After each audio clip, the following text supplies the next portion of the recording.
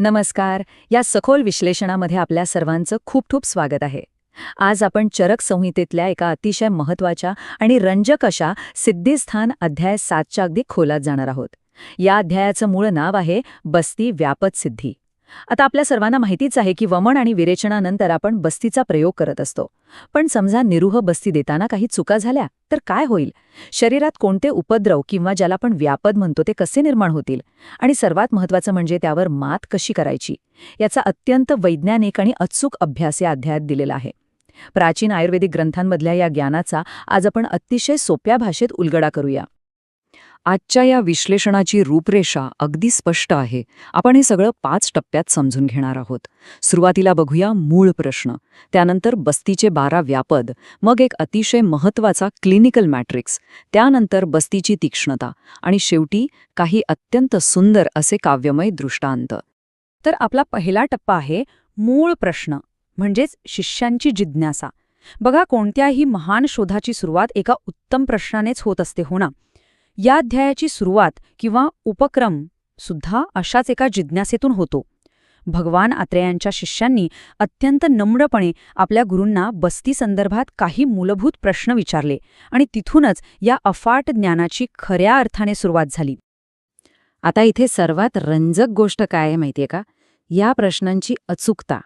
शिष्यांनी अगदी मोजके पण अत्यंत महत्त्वाचे 5 प्रश्न विचारले. बस्तीचे व्यापद कोणते आहेत? ते संख्येने नक्की किती आहेत? त्यांची कारणे काय? लक्षणे कोणती?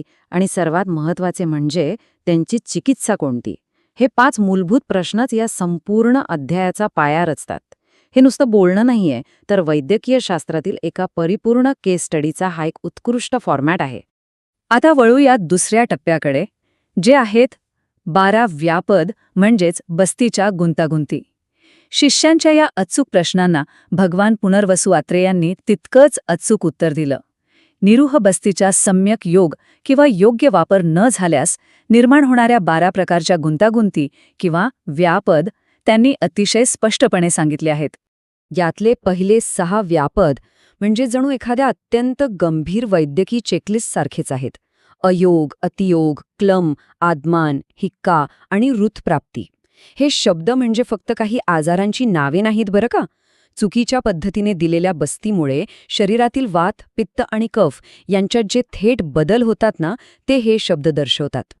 आणि या यादीतले उरलेले 6 व्यापद आहेत ऊर्ध्वगमन, प्रवाहिका, शिरःशूल, अंगमर्द, परिकर्तिका आणि परिस्रवण. तर इथला सर्वात महत्त्वाचा मुद्दा हा आहे की ही 12 नावे केवळ एक साधी यादी नाहीये, तर मानवी पचन संस्था आणि मज्जासंस्थेवर होणाऱ्या परिणामांचा हा एक अत्यंत सखोल नकाशा आहे. आता आपण या प्रत्येकाच्या अगदी खोलात जाऊन माहिती घेणार आहोत. तर आपला तिसरा आणि अत्यंत महत्त्वाचा टप्पा म्हणजे हा क्लिनिकल मॅट्रिक्स. यात आपण कारणे, लक्षणे आणि चिकित्सा बघणार आहोत. ही सगळी अफाट वैद्यकीय माहिती आपण अतिशय सुटसुटीत अशा तक्त्यांच्या रूपात समजून घेऊया. यामुळे आपल्याला कारणे, लक्षणे आणि त्यांची चिकित्सा यांच्यातला परस्परसंबंध लक्षात ठेवायला खूप सोपं जाईल. तर या पहिल्या मॅट्रिक्समध्ये आपण पाहू शकतो की आयोग तेव्हा होतो जेव्हा अतिगुरू आणि स्निग्ध बस्तीमुळे कोठ्यामध्ये जडता येते. हा जडपणा वात, मूत्र आणि मलाचा थेट अवरोध करतो, त्यामुळे स्वेदन आणि विरेचन देऊन हा अवरोध दूर करावा लागतो. याउलट अतियोग कधी होतो? जेव्हा कोठा मृदू असतो आणि रुग्णाला तीक्ष्ण बस्ती दिला जातो. यामुळे शरीरात आतून दाह आणि पिठवण निर्माण होते. अशावेळी शीत उपचार आणि पिच्छाबस्ती आवश्यक ठरतो. आणि क्लम हा आम दोषामुळे निर्माण होतो, ज्यामुळे रुग्णाला मूर्छा आणि जडत्व येतं. त्यावर लंघन आणि पाचन चिकित्सा केली जाते. बघा किती तार्किक आहे हे सगळं. आता इथे एक थोडा वेळ थांबून आपण बिल्वादी बस्तीबद्दल बोलूया. अयोगाच्या चिकित्सेत याचा उल्लेख अत्यंत महत्त्वाचा आहे. बिल्वमुळाची साल, श्वेतनिशोत्तर, देवदार, जव, बोरे आणि कुळीत यांचा कल्क करून त्यात सुरा आणि गोमूत्र मिसळून हा विशेष बस्ती तयार केला जातो. हा विशेष फॉर्म्युला शरीरातील अवरोध दूर करून तो अयोग्यरित्या थांबलेला मल आणि दोष बाहेर काढण्यासाठी अत्यंत प्रभावी मानला जातो. पुन्हा आपल्या क्लिनिकल मॅट्रिक्सकडे येऊया. आध्मान म्हणजे पोट फुगणे. हे का होतं? कारण क्रूर कोठा असताना अल्प बस्ती दिला की वायूचा मार्ग अवरुद्ध होतो. यासाठी फलवर्ती किंवा आपण ज्याला सपोजिटरी म्हणतो त्याचा वापर आवश्यक ठरतो. हिक्का म्हणजे उचकी. दुर्बल रुग्णाला तीक्ष्ण बस्ती दिल्याने दोषांचा प्रकोप होऊन उचकी लागते. इथे बला, गुळवेल आणि आवळा यांसारखी शांत करणारी औषधे लागतात. तर ऋतप्राप्तीमध्ये वायूच्या दाबामुळे तीक्ष्ण बस्ती थेट हृदयाकडे जातो आणि धडधड वाढवतो. अशावेळी काश आणि कुश यांसारख्या तृणवनस्पतींचा उपयोग खूप छान होतो. आता हे पुढचं मॅट्रिक्स शरीराची यंत्रणा कशी काम करते ते अतिशय उत्तमरित्या स्पष्ट करतं. ऊर्ध्वगमन तेव्हा होतं जेव्हा रुग्ण आपल्या नैसर्गिक वेग अडवून ठेवतो. यामुळे काय होतं, बस्ती वरच्या दिशेने जातो आणि थेट तोंडातून औषध बाहेर पडू लागतं. अशा वेळी त्वरित चेहऱ्यावर गार पाणी शिंपडणे आणि पोटावर खालच्या दिशेने मर्दन करणे अत्यंत गरजेचं असतं. प्रवाहिकामध्ये अल्प किंवा मृदू बस्तीमुळे गुदद्वारी सूज येते आणि कुंथून मलप्रवृत्ती होते. तर शिरःशूलमध्ये क्रूर कोठ्याला मृदू बस्ती दिल्याने वायू वर जाऊन डोकेदुखी निर्माण करतो. त्यावर शिरोविरेचन किंवा नस्यकर्म अत्यंत उपयुक्त ठरतं. या मॅट्रिक्सचा शेवटचा भाग शरीराच्या अत्यंत तीव्र प्रतिक्रिया दाखवतो. अंगमर्द म्हणजे अंगदुखी, जी अतिगुरू किंवा स्निग्ध बस्तीमुळे वायू अडकल्याने होते. त्यावर स्वेदन किंवा एरंडपाक दिला जातो. परिकर्तिका हे अत्यंत वेदनादायक आहे. मृदू कोठा असताना तीक्ष्ण बस्ती दिला की गुदद्वारी अगदी कात्रीने कापल्याप्रमाणे वेदना होतात. इथे मधुर आणि शीतल द्रव्यांची तातडीने गरज असते. आणि परिस्रवण, जिथे पित्त प्रकृतीच्या रुग्णाला उष्ण बस्ती दिल्यास दाह आणि रक्तस्राव सुरू होतो. त्यावर शाल्मलीच्या फुलांचा क्षीरपाक हे खऱ्या अर्थाने अद्भुत असं शीतक औषध आहे. आपला चौथा टप्पा आहे बस्तीची तीक्ष्णता आणि मृदुता ठरवण्याचे नियम. आतापर्यंत आपण पाहिलं की बस्ती चुकल्यास काय होऊ शकतं. पण एक कुशल वैद्य बस्तीची तीव्रता कशी नियंत्रित करतो, बस्ती केव्हा तीक्ष्ण करायचा आणि केव्हा मृदू ठेवायचा याचे अगदी स्पष्ट नियम चरक संहितेत दिले आहेत. हे एखाद्या किम्यागाराच्या सूत्रांसारखेच आहेत. बस्तीची ताकद ही पूर्णपणे त्याच्या घटकांवर अवलंबून असते.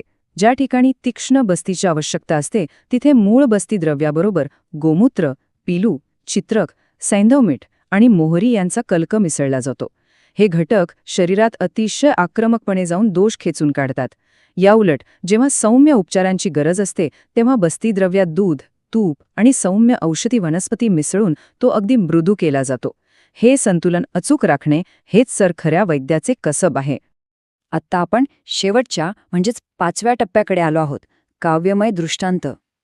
प्राचीन वैद्यकीय शास्त्र हे केवळ काही रूक्ष नियमांनी बनलेलं नाहीये बरं का. चरक संगीतेत क्लिष्ट अशा अंतर्गत शारीरिक प्रक्रिया समजावून सांगण्यासाठी निसर्गातील अत्यंत सुंदर आणि समर्पक उदाहरणांचा म्हणजेच दृष्टांतांचा वापर केला आहे. हा श्लोक आणि त्याचा अर्थ खरोखरच थक्क करणारा आहे. बस्ती केवळ पक्वाशयात म्हणजेच मोठ्या आतड्यात दिला जातो, तरीही तो संपूर्ण शरीरावर कसा बरं परिणाम करतो. जसा सूर्य आकाशात राहूनही पृथ्वीवरील पाणी शोषून घेतो, तसाच बस्ती आतड्यात राहून पायाच्या नखांपासून ते डोक्याच्या केसांपर्यंत पसरलेले दोष स्वतःकडे खेचून घेतो. किती सुंदर तुलना आहे ही. आणखी एक उत्तम दृष्टांत म्हणजे कुसुंबीच्या फुलांचा. कुसुंबीची फुले पाण्यात कुस्करली की पाणी लाल होते आणि त्यात कापड बुडवले की ते कापड तो रंग स्वतःच शोषून घेते. अगदी त्याचप्रमाणे जेव्हा स्नेहन आणि स्वेदनामुळे शरीरातील दोष पातळ होतात तेव्हा योग्य पद्धतीने दिलेला निरूह बस्ती त्या सर्व विरघळलेल्या दोषांना शोषून घेतो आणि शरीराला पूर्णपणे शुद्ध करतो. प्राचीन काळातील हे असं व्हिज्युअल लर्निंग खरोखरच कमाल आहे.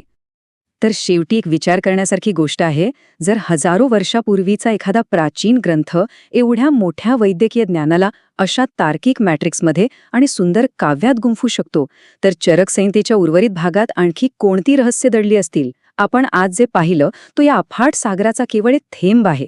12 व्यापद, त्यांची अचूक कारणे, स्पष्ट लक्षणे आणि अत्यंत प्रभावी चिकित्सा, आणि हे सर्व निसर्गाच्या सुंदर दृष्टांतांसोबत. या अद्भुत ग्रंथाचा अधिकाधिक अभ्यास करण्याची प्रेरणा नक्कीच यातून मिळते. आजचं हे विश्लेषण आपण